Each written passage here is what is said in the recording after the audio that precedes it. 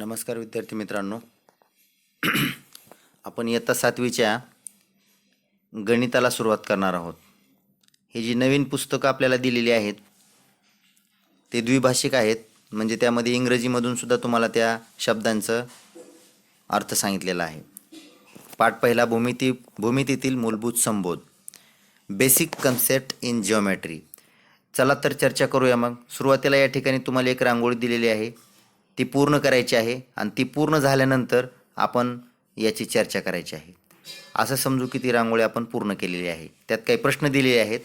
रांगोळी काढण्यासाठी पृष्ठभाग कसा हवा, तर निश्चितपणानं तो सपाट असायला पाहिजे.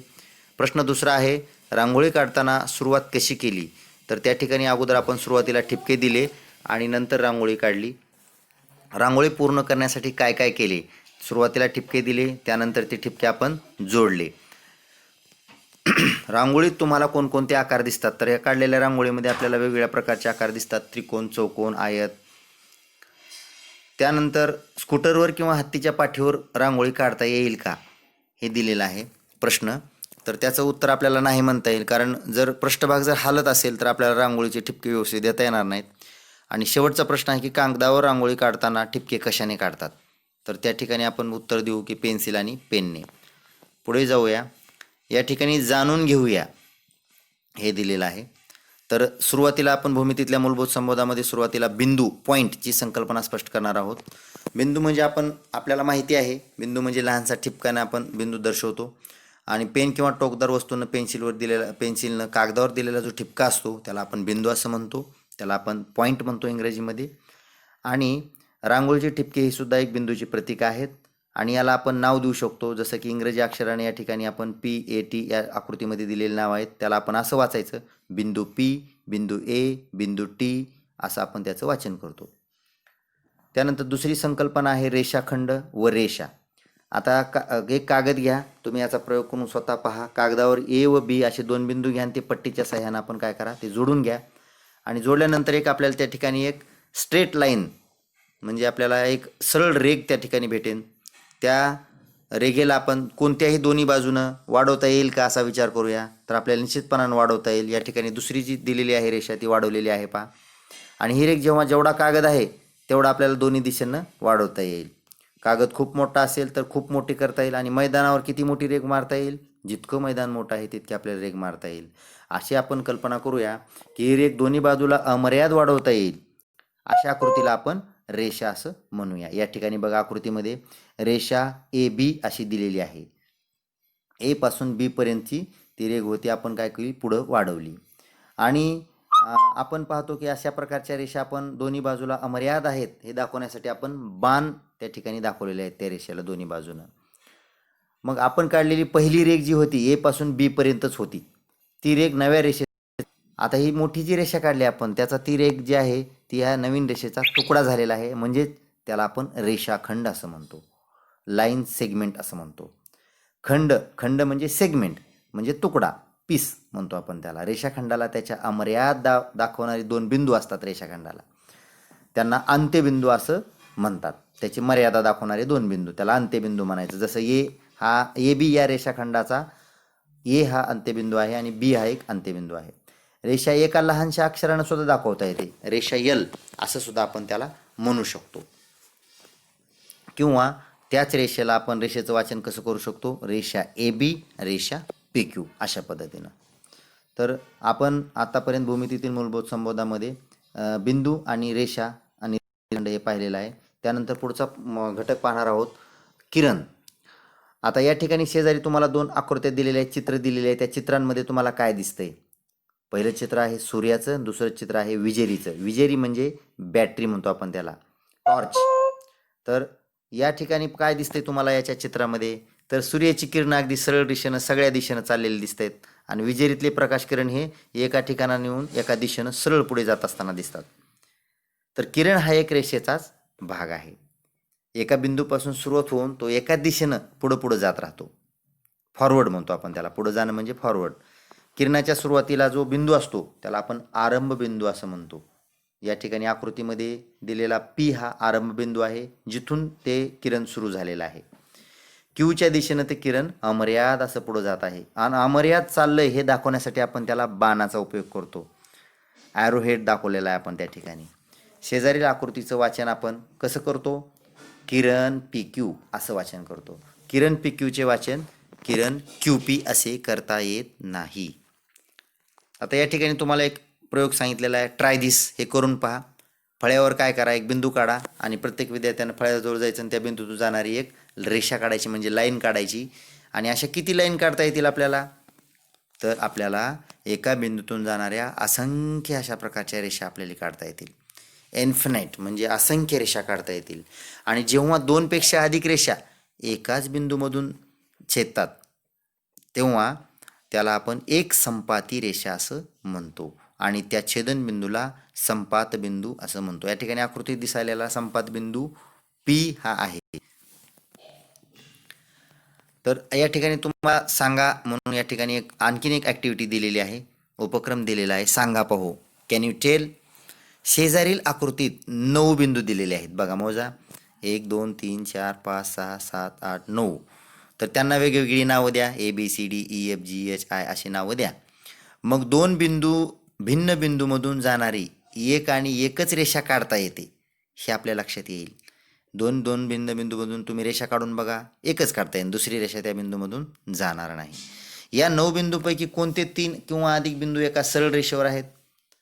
पहा, आहेत, बरेचसे आहेत. या ठिकाणी 4 बिंदू एका लाईनमध्ये येतात, नंतर 3 बिंदू एका लाईनमध्ये येतात, रेषेमध्ये येतात.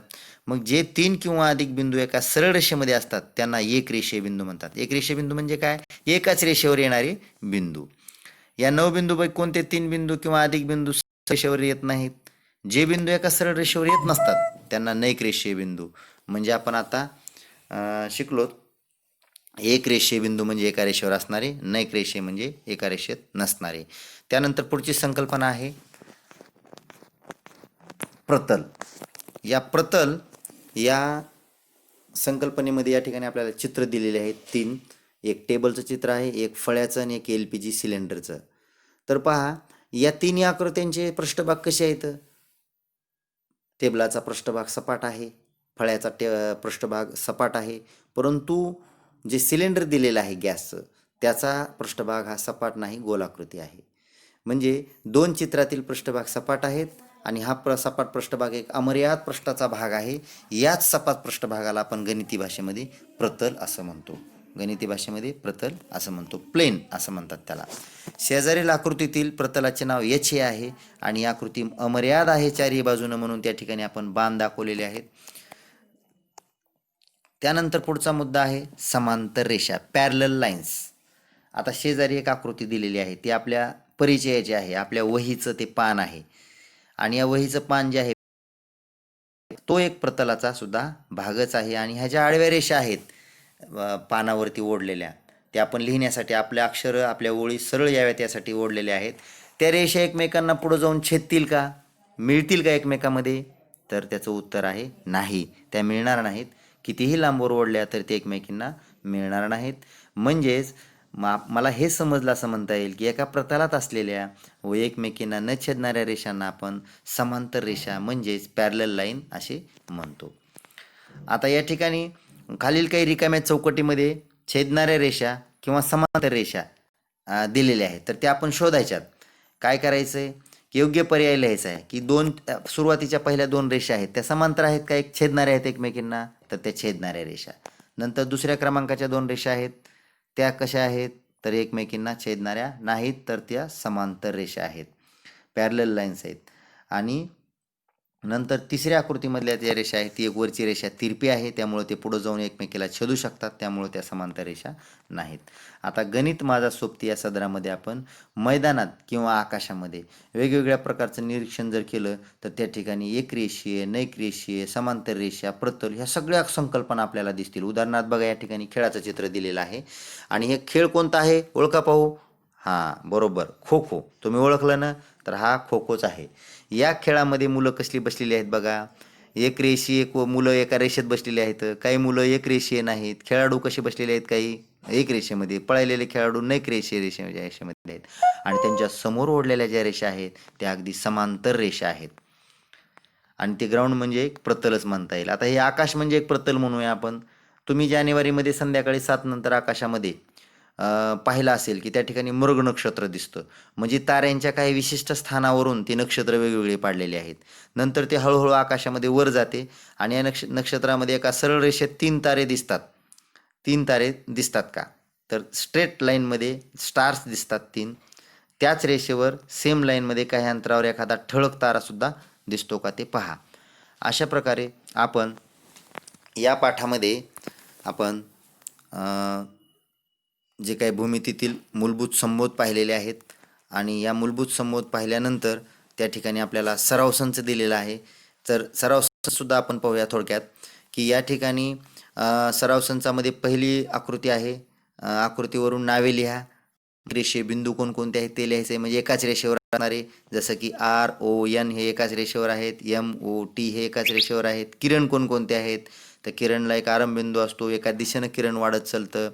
तर त्या ठिकाणी ON हे सुद्धा किरण आहे. O किरण आहे. OM हे सुद्धा किरण आपण सांगू शकतो. त्यानंतर रेषाखंड आपण पाहू शकतो. OR इथपर्यंतचाच रेषाखंड आहे असं म्हणू शकतो. पुढं रेषा वाढत चाललेली आहे आणि वेगवेगळ्या प्रकारच्या रेषासुद्धा या ठिकाणी आपल्याला दिलेल्या आहेत. या ठिकाणी शेजारील रेषेची वेगवेगळी नावं लिहा. या ठिकाणी या रेषेवर काही रेषाखंड आहेत, एक रेषे बिंदू आहेत आणि रेषा L ही आहे. त्यानंतर या ठिकाणी जोड्या लावा हे दिलेलं आहे. तुम्ही वहीमध्ये तुमचा पूर्ण उदाहरण संग्रह सराव संच आपण हे सोडवायचा आहे. जोड्या लावा. या ठिकाणी पहिली चित्र आहे रेषेला जोडी लावा. नंतर दुसरा आहे रेषाखंडाला जोडा. नंतर तिसरा आहे प्रतलाला जोडा आणि नंतर किरण. त्यानंतर पुढं प्रश्न 4था आहे. खालील आकृतीचे निरीक्षण करा आणि त्या समांतर रेषा, एक संपाती व संपात बिंदू यांची नावं लिहा. समांतर रेषा कोणकोणत्या आहेत? रेषा M आणि रेषा Q ह्या समांतर आहेत. रेषा B आणि रेषा M ही समांतर आहेत. त्यानंतर एक संपाती रेषा म्हणजे एकाच बिंदूमधून जाणाऱ्या रेषा कोणकोणत्या आहेत? रेषा ABC ह्या एक संपाती आहेत. रेषा PQ ह्या एक संपाती आहेत. संपात बिंदू A आहे, संपात बिंदू D आहे. अशा प्रकारे हा आपण पाठ पाहिलेला. या ठिकाणी थोडीशी एक गंमत म्हणून सुद्धा तुम्हाला शेवटी पाठामध्ये दिलेला आहे. एका सपाट थर्माकोलचा किंवा पुट्टा घ्या, तुकडा घ्या, सुई घ्या, दोरा घ्या. दोऱ्याच्या सहाय्यानं टोकाला मोठी गाठ मारा आणि एखादं बटन बांधा. दुसरं टोक सुईत ओवून सुई पुठ्ठ्याच्या खालून वरून टोचून वर जिथून दोरा वर आला आहे त्या बिंदूला P नाव द्या. आता सुई काढून त्या दोऱ्याचे सुटे 2 टोक तारून धरा आणि कोणती आकृती दिसते ते पहा. त्या ठिकाणी आपल्याला आकृती सरळ रेषा दिसेल, छेदिका दिसेल, प्रतल दिसेल, ह्या वेगवेगळ्या दिसून येतील आणि वेगळ्या दिशांना वळवून ताणून धरा आणि P बिंदूतून असंख्य रेषा जातात हे अनुभवा. त्या ठिकाणी एक संपात बिंदू म्हणून बिंदू P असेल, एक संपाती रेषा म्हणून आपण वेगवेगळ्या प्रकारे धरलेल्या रेषा असतील. अशा प्रकारे या पाठ आपला या ठिकाणी संपलेला आहे. धन्यवाद.